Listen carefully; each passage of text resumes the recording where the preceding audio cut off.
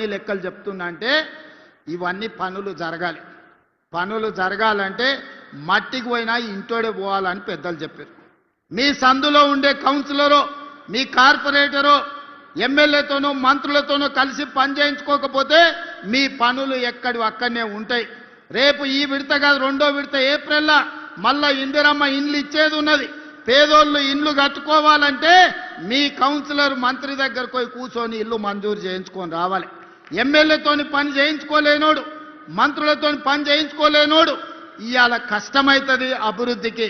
అందుకే డాక్టర్ సంజయ్ గారు జగిత్యాల మున్సిపాలిటీని అభివృద్ధి చేయాలని ఇవాళ కాగితాలు తీసుకొచ్చి ఇచ్చాడు.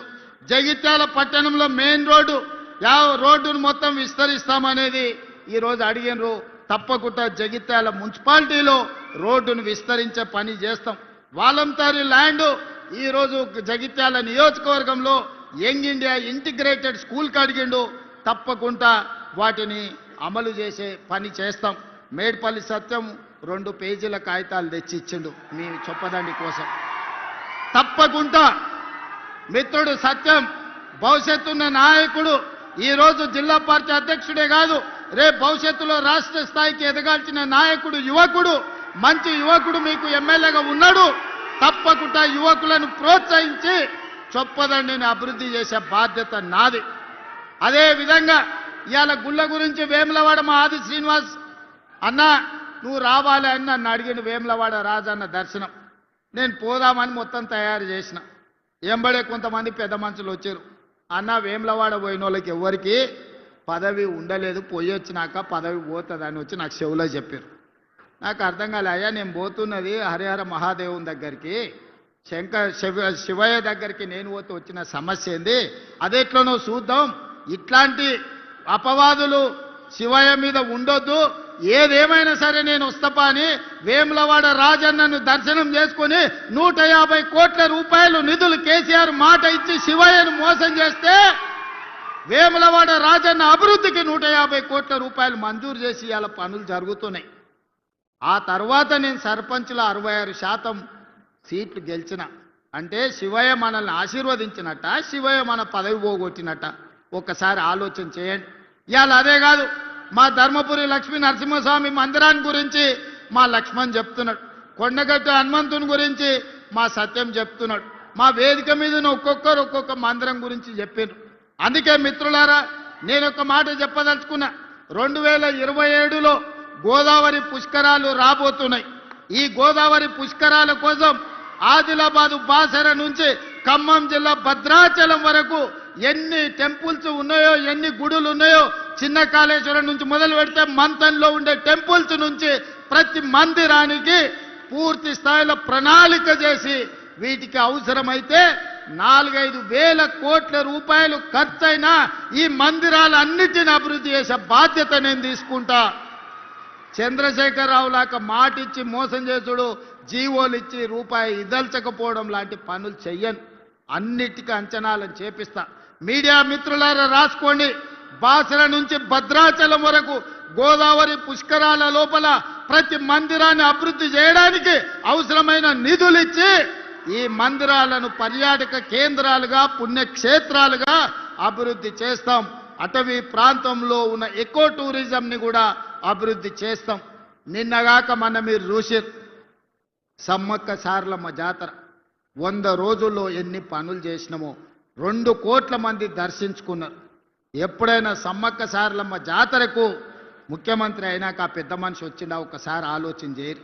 ఇంటికి పోయి మా సురేఖమ్మ, మా సీతక్క పోయి ఆహ్వాన పత్రిక ఇచ్చింది. సరే ఆయన రాలేదు అనుకుందాం, కనీసం ఆ పిల్లలకని ఏమైందే, సోమరిపోతులా దున్నపోతులా? సమ్మక్క సారలమ్మను దర్శించుకోవడానికి నామోషా?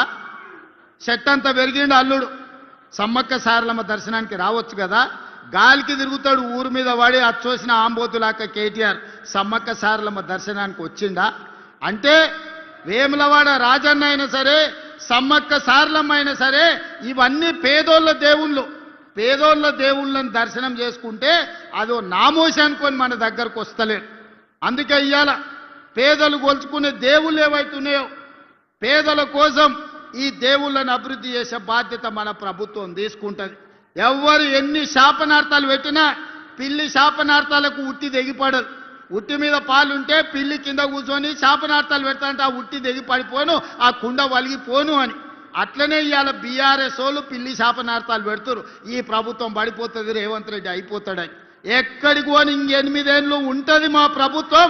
8 ఏళ్ళు తెలంగాణ రాష్ట్రాన్ని దేశానికి నెంబర్ 1 రాష్ట్రంగా, దేశంలోనే అత్యధిక ఉద్యోగాలు, అత్యధిక అభివృద్ధి, అత్యధిక సంక్షేమ పథకాలు చేసి దేశంలోనే నెంబర్ 1 రాష్ట్రంగా తెలంగాణ రాష్ట్రాన్ని అభివృద్ధి చేసే బాధ్యత మేమందరం తీసుకుంటాం. అదేవిధంగా కరీంనగర్లో పెద్ద సమస్య డంప్ యార్డ్ నాకు తెలుసు.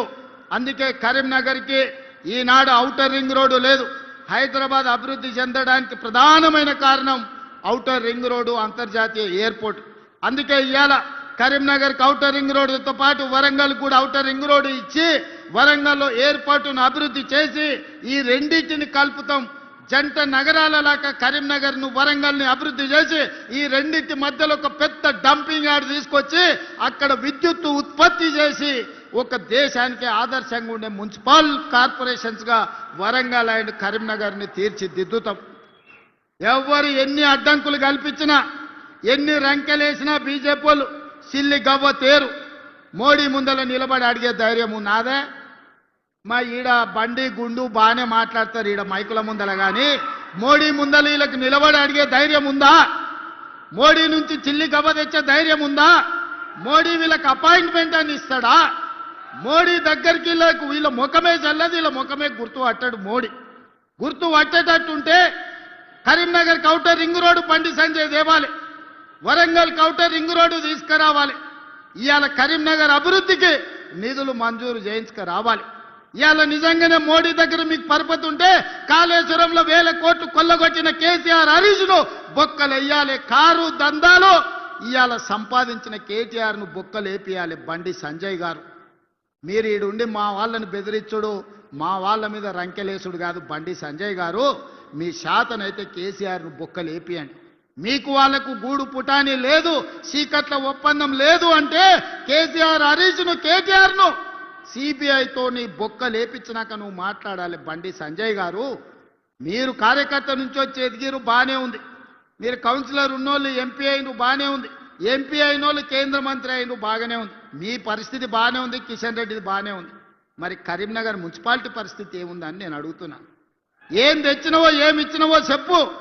మీటింగ్ పెట్టుడు కాదు, మీ జాతీయ అధ్యక్షుని తెచ్చుడు కాదు, ఢిల్లీ నుంచి ఏం నిధులు తెచ్చినవో లెక్క చెప్పు. అది మాత్రం శాత కాదు. చేసేటోళ్ళ కాళ్ళల్లో కట్టె పెట్టురు వాళ్ళతో చేరి. గట్లాంటి వాళ్ళతో ఎవడని చేరుతాడే? బయటికి మాట్లాడుతావు కానీ లోపల ఏం జరుగుతుందో నీకు తెలియదా బండి సంజయ్ గారు? మీ నాయకత్వం కేసీఆర్ కేటీఆర్తో ఎట్లా కలిసిపోయినో మీకు తెలియదా? మీ కిషన్ రెడ్డి ఎప్పుడైనా హైదరాబాద్లోకి వాళ్ళకు వ్యతిరేకంగా మాట్లాడిండా? మీ కిషన్ రెడ్డికి నోరని తెరిసే ధైర్యం ఉందా కేసీఆర్కు కేటీఆర్కు వ్యతిరేకంగా? బండి సంజయ్ గారు మీకు కనిపిస్తలేదా మీ నాయకులు ఎవరెంబడి తిరుగుతుర్రో? అందుకే మిత్రులారా, ఇవాళ తెలంగాణ రాష్ట్రాన్ని అభివృద్ధి చేసుకోవాలన్నా, తెలంగాణ రాష్ట్రంలో మున్సిపాలిటీలకు నిధులు ఇవ్వాలన్నా ఇవాళ కాంగ్రెస్ పార్టీతోనే సాధ్యమవుతుంది. ఇవాళ సమస్యలు పరిష్కరించే బాధ్యత కాంగ్రెస్ పార్టీ తీసుకుంటుంది.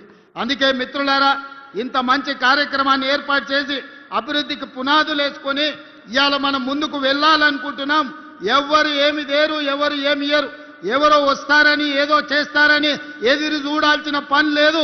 మనకు సత్తా ఉంది, మనకు శక్తి ఉంది, తెలంగాణ రాష్ట్రానికి ఆదాయం ఉంది. ఈ ఆదాయాన్ని పేదలకు పంచి పెట్టి సంక్షేమ పథకాలతో పాటు తెలంగాణ రాష్ట్రాన్ని అభివృద్ధి చేసే బాధ్యత ఇందిరమ్మ రాజ్యంలో మా మంత్రివర్గం అంతా తీసుకుంటుంది. మీ అందరి సహకారం ఉండాలి. కరీంనగర్లో మీరు 8 మంది ఎమ్మెల్యేలను గెలిపిస్తే 50% పదవులు ఇచ్చినామయ్యా.